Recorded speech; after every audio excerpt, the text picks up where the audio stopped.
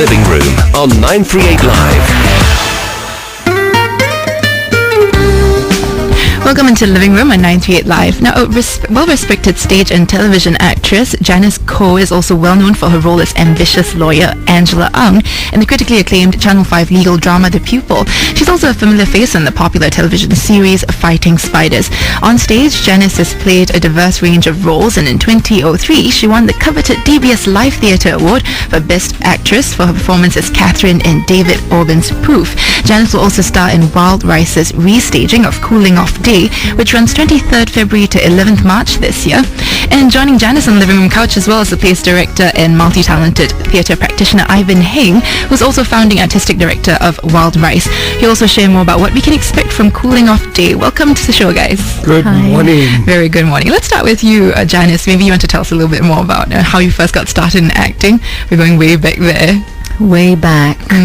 Well, I was very, very unfortunate to have fallen in love with acting and theatre when I was 17. And I did it as a subject, theatre studies and drama in Victoria Junior College here. And I have to say I fell into it because I was trying to avoid history and geography. And this was kind of the only option left. And my gosh, it kind of changed my whole career and what I wanted to study from then on, because since then that's all I've been doing, theatre performance. Right. Also, was there a lot of support for from your family or from your friends at that time? I mean, it's not a conventional route to go. I think talking about, let's say, 20 years ago, it's never easy, I think, going into an area like the arts and culture.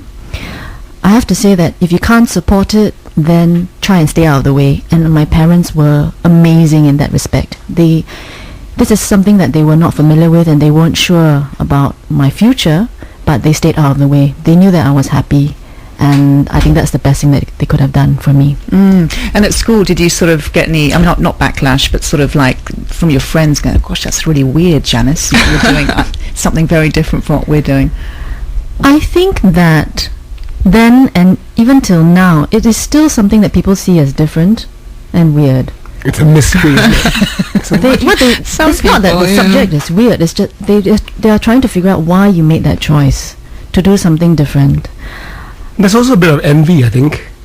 I think so. Yeah, because, they're like, wow. Everybody also wants to follow their heart in what they want to study, and people would look at me curiously. It's not so much like, oh, there's a backlash against choosing the arts, but they were curious that I would follow my heart when actually most people might follow their head.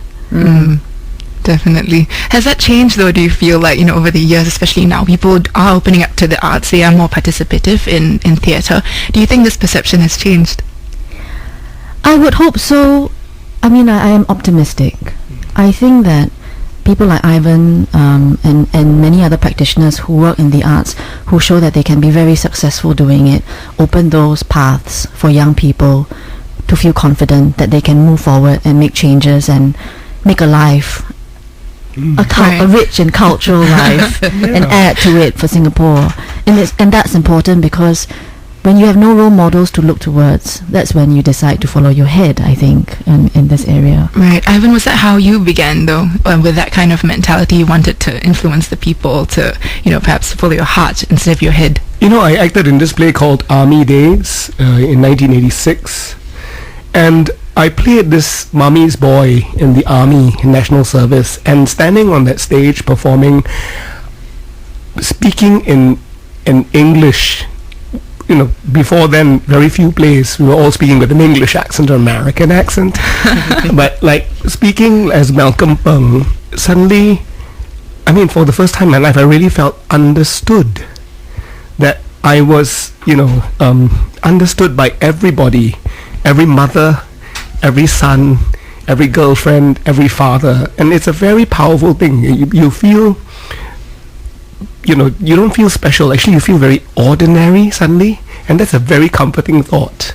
That you feel that you are part of a community, and that you feel that you're giving voice to the concerns or to the possibilities of that community. It's very addictive. And I'm sure both of you, you mentioned 20 years ago, Janice, and I can't believe you're that old.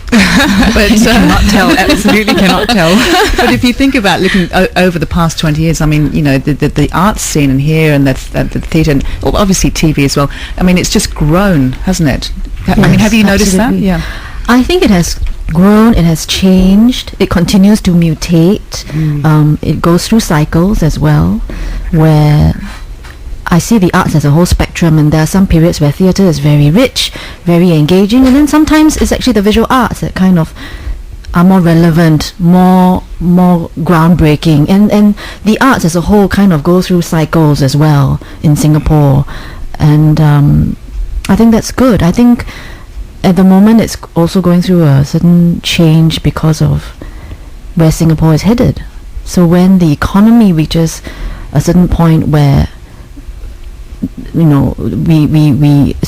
Singapore can support a lot of big shows, for instance, and pay high ticket prices, it does mean that it is a challenge for local theatre companies.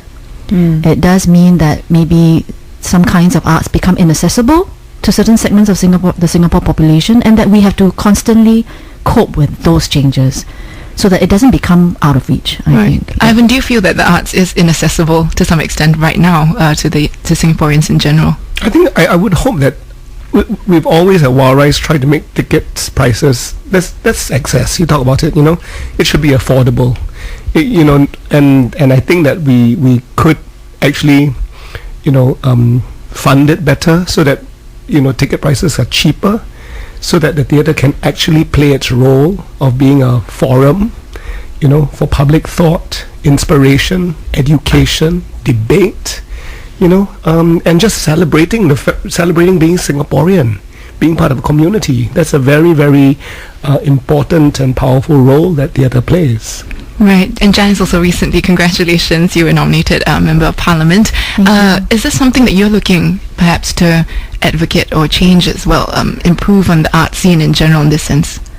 I think there are so many things that can be done both inside Parliament as well as outside, and in terms of just raising awareness about the kind of issues that art makers and arts audiences feel about our cultural scene here. Certainly a big part of that is re-looking at investing in software, and making sure that our support for art makers are consistent, wide-ranging, and has depth. It's not just about the end product of putting a show on stage. People make a living out of this. There are certain types of work, for instance, that we don't see. The work that is new, the writers that work behind the scenes to make the show happen. And we have to make sure that there's a wide range of support for all kinds of artists working at different levels, whether it's at school or on the main stage of the Esplanade. So that's one area which I am always very interested in. I used to work at the Arts Council, and to me this is sort of very much foremost in my mind in terms of what I want to look at. Not that we want to call you a veteran, Janice, for either of you, but have you noticed a lot of people sort of coming through, youngsters who are so interested in the art scene, the theatre scene? I think there's a much wider community now of artists. There is this and great diversity. Certainly, the theatre companies, I think, have played a role in nurturing young people by just keeping the doors open and having workshops or having mentorship programs or just getting people involved. I mean, in the Wild Rice show, we start with children as young as 4 years old at the end of the year, and we have children from 4 to 12, and then we have another program for young professionals from 16 to 25. So I think everybody can understand this idea of being an actor, or just the beginning thing. Like you would forget the first time your biology lesson or your history lesson or your maths lesson, but I don't think anyone forgets the very first time they stood on stage and played a role. What did you play? Mine was in my school play, and I forgot my lines. I remember. That's why I remember. But you're right. Yeah, it's very powerful. It's the experience, being out there on stage. Very powerful. Right, and it does seem more and more, like you were mentioning, young people are given the opportunity as well. Also, Janice, from TV and from theatre to TV, what is that like, that transition? Actually, is it very similar, or is it something that's for you something different that you had to deal with? From the acting craft point of view, I see it as two different animals in a way. The freedom that I get on stage, I don't really find so much on television. But at the same time, when I work in front of the camera, there's an intimacy which I can build on, which I find much harder to get when there's a 1,600 audiences in the seats. So it's really two different animals, but I enjoy both very much. And I think both mediums support different kinds of work as well. So the theatre is a place where you could go into a small black box where there's just 200 of you, and you feel that there's a very close and direct relationship with the performer, and it makes you think. It makes you put on a new pair of glasses when you step out, and it may even be life-changing, mindset-changing, world-view changing. But on television, it's a slightly more, and I'm talking about television and not film, it's a little bit more entertainment, and that's a different category of fish. Nothing wrong with entertainment and sort of reaching out to audiences in a different way. Right. Ivan, do you feel it's more intimate as well when you're performing in theatre rather than perhaps on screen? Do you feel that that's something also you experience? I think nothing quite replicates that live experience. I still, after 25 years, feel the jitters before the curtain goes up. Adrenaline rush. The fear, it's. I don't think anything kind of replicates that feeling. Yeah. I was just thinking now, to go back to what we talked about, like young people. I think, although the theatre companies, keep their doors open, have programs, sometimes I think that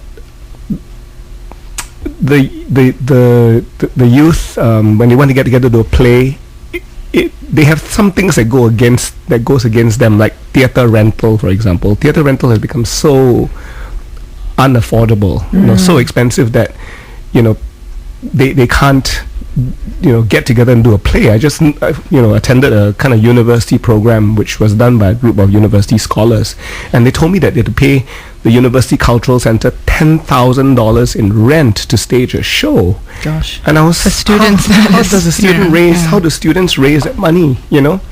So again, I think there's a lot of work to be done to create opportunity for young people, because we all cut our teeth in a sense in theatre before you kind of move into film and television. And the other point about entertainment is, I think that we have to dismantle this idea that theatre is not really entertaining. It's all just thought-provoking. Like Cooling Off Day, for example, is so entertaining. And the interesting thing about the word entertainment is entretien. I think that's the French word, which means to hold together. That's what entertainment is. Entertainment is about being able to hug or to hold an audience together, to embrace it. You see, so I think there's much to do and much to enjoy, to be enjoyed, and and much to celebrate, of course. So, of course, when you first got started, founding Wild Rice and everything, what were some of the challenges you feel that could be tackled with regard to starting out, like you mentioned? I wanted to create a theatre company that would have an audience celebrate Singapore talent. We tend to kind of have this insecurity, our post-colonial baggage, and think that only imported shows. So we really set out to kind of change those mindsets by putting Singapore playwrights on stage, by having Singapore directors, Singapore actors. And I think that in the course of our 11 years, I can say that it's a theatre company that is really kind of close to the hearts and minds of Singaporeans. Right. And one of those opportunities, I suppose, is Cooling Off Day as well, which is coming up from 23rd Feb to 11th March. This is the second time you're staging it, is that right? Yes. Okay, so why do you think, or rather maybe right before we go into the news, and we can give us a quick overview about what the play is about for those of our listeners who haven't really heard of it before. What is it about, Cooling Off Day? Well, playwright Alfian Saad basically, in the months before the elections and in the months after the elections, decided to interview the everyday common man. Average Singaporeans from everywhere. Yeah. And he asked them these questions, why do you vote? What issues influence your vote? And what does citizenship mean to you? And from these interviews, we basically crafted a show. So this is a show very much about the exciting months of the election, right, and relive the election, capturing the emotions of that whole period. But I think it's very interesting because we are in rehearsal for it now, and I feel that the play just rings true because there are teachers who speak up, there are taxi drivers who speak up, there are civil servants who speak up, both critical and very pro-establishment. So you hear a whole myriad of views, this whole understanding of diversity, and it's very, very exciting because I think what an audience sees is an audience sees themselves. Right. And this is really the best kind of theatre because the theatre is holding up a mirror to society. Right. Yeah. Okay, so Ivan's going to tell us a bit more later about what else the show involves, and also maybe Janice can tell us about her experiences in her role there as well. Stay with us in the living room on 938 Live. We're chatting with Ivan Heng and as well as Janice Koh. She's going to tell us more about Cooling Off Day, a play that's happening 23rd February to 11th March at the School of the Arts Drama Theatre. Stay tuned for more on 938 Live. Thanks for staying with us in the living room. We're chatting with stage actress and TV actress Janice Koh, also multifaceted, talented theatre practitioner Ivan Heng, and they're going to tell us a bit more about Wild Rice's restaging of Cooling Off Day, running 23rd February to 11th March this year. Ivan was just telling us earlier a little bit about what the play was about, how it was gathered interview responses from Singaporeans and their voices during the elections. Maybe you can tell us a bit more also about what the audiences can expect in terms of the staging. Is it the same? Is it going to be different somehow from the previous staging? Well, I think what audiences can expect is to see themselves and to hear themselves on stage. This is a very, very interesting play because it's really not a playwright's words, but it's really the voice of the people, just based on, interviews, recorded interviews. So you do really hear a very interesting and diverse point of view, and you can expect to laugh a lot. You can expect to, because politics is funny too, you can expect to I think get angry at some things, feel sad at certain things, but I think in the end this play celebrates the possibilities.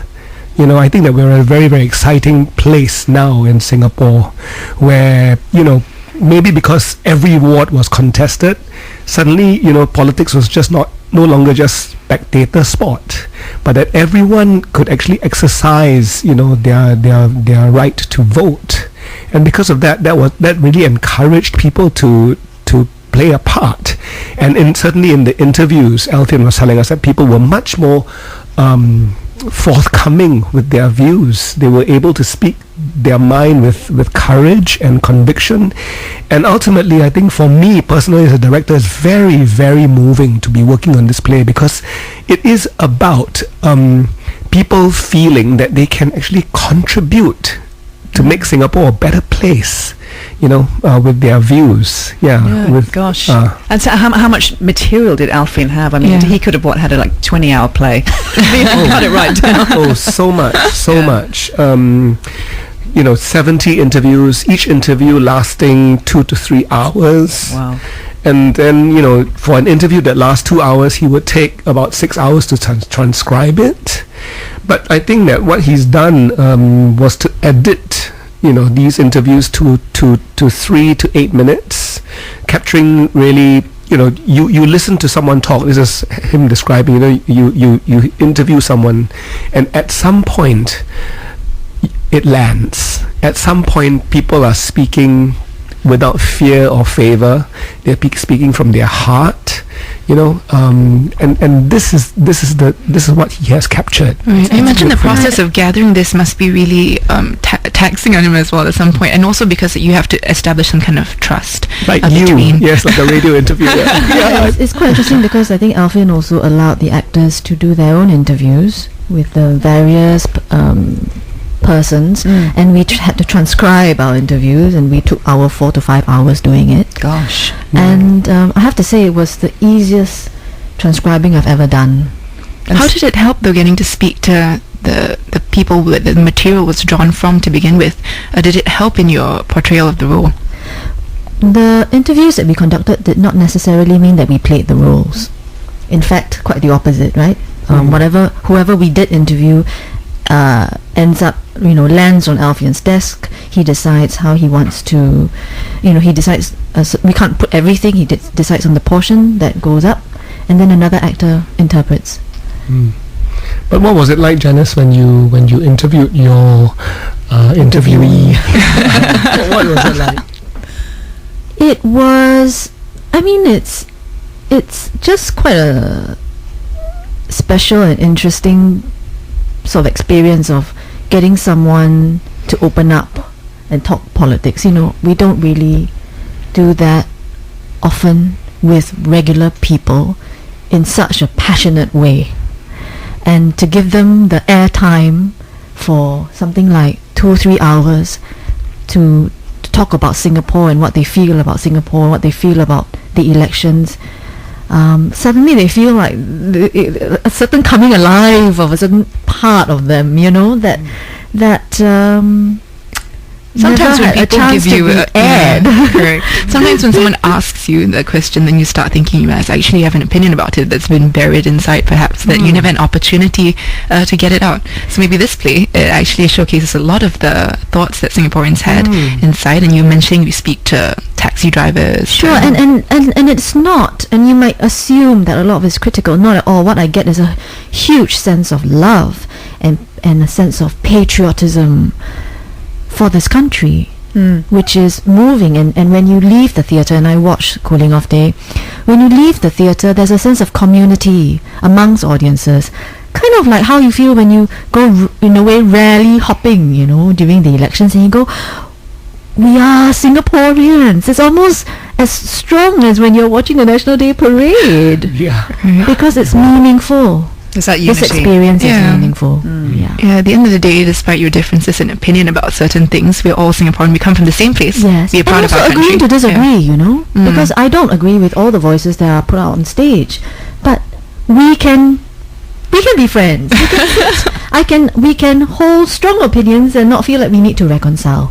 Yeah. Right. I think that's important. Right, we'll find out more about what Janice has to reconcile, perhaps with the character and also with the material that she's been working with in just a moment on the Living Room. Stay with us. We're chatting with Janice Koh and Ivan Heng. They're telling us about Cooling Off Day that's showing 23rd February to 11th March at the SOTA Drama Theatre. Stay with us in the Living Room. Thanks for staying with us in the Living Room. We're chatting with Ivan Heng and Janice Koh from Cooling Off Day. This one's happening at the SOTA Drama Theatre from 23rd February to 11th March. You can get your tickets from Sistig. I hear they're running out, Ivan. Yes.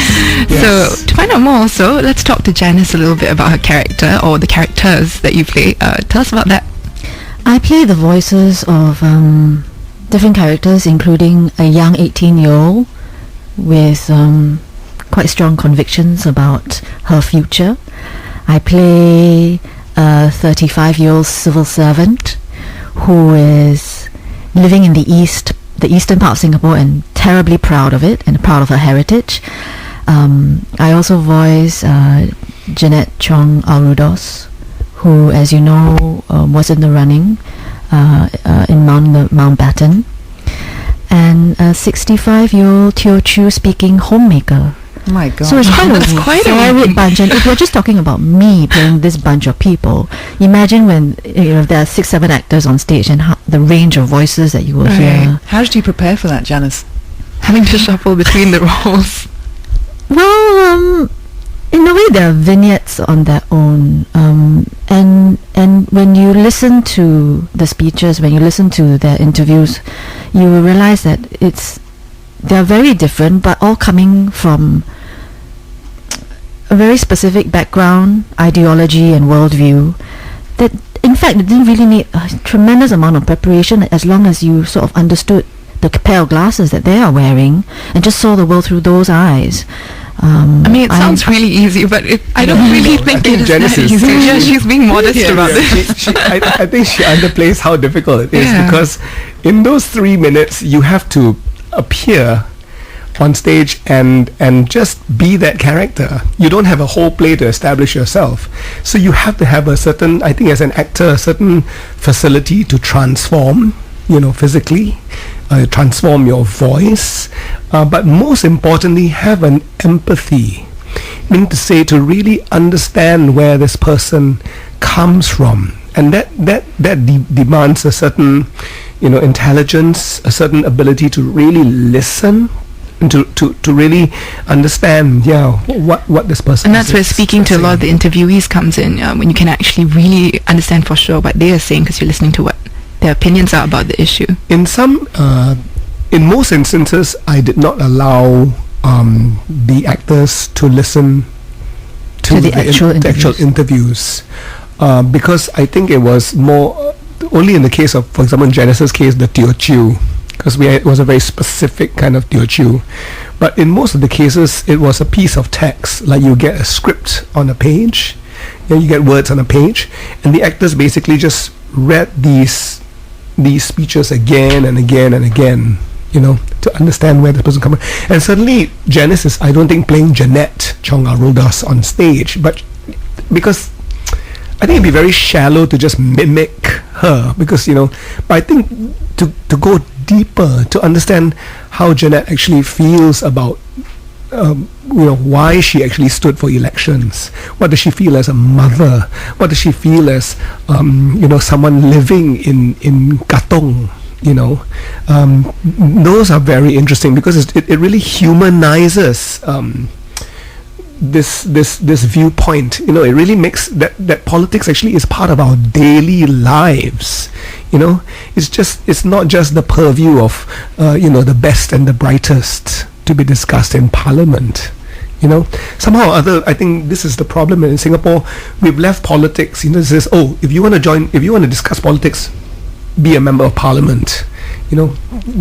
Join politics. But no, this is about citizens feeling a concern with the way our country is run, and policies that have far-reaching implications for their family, their livelihoods, their children, the future. So it's very, it's definitely something everyone can relate to, and really see yourself on stage, like you mentioned, holding a mirror up to the audiences.